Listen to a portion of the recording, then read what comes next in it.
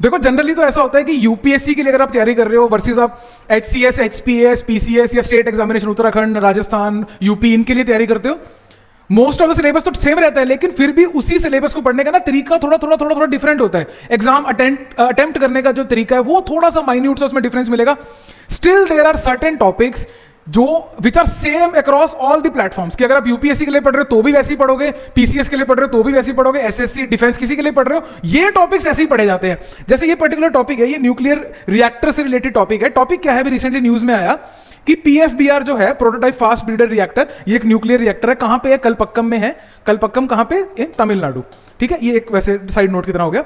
इसने क्रिटिकलिटी जो है वो अचीव कर ली है। क्रिटिकलिटी का क्या मतलब है? दैट इज कि a stage where a reactor achieves a self sustaining, keyword है सेल्फ सस्टेनिंग, खुद ब खुद होता जा रहा है। क्या?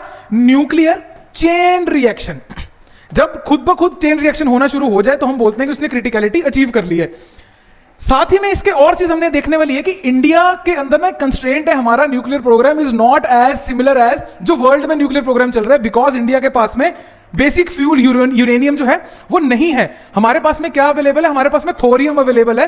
तो हम स्टेज 1, 2 एंड 3 के थ्रू हम अल्टीमेटली थोरियम बेस्ड रिएक्टर की तरफ जाना चाह रहे हैं। बाकी स्टेजेस इसी को अचीव करने के लिए यूज कर रहे हैं। अभी हम यहां पे हैं, यहां पे हमें कुछ सक्सेस मिली है स्टेज 2 पे। फटाफट से स्टेज 1, 2, 3 देख लेते हैं 10 सेकंड के अंदर अंदर।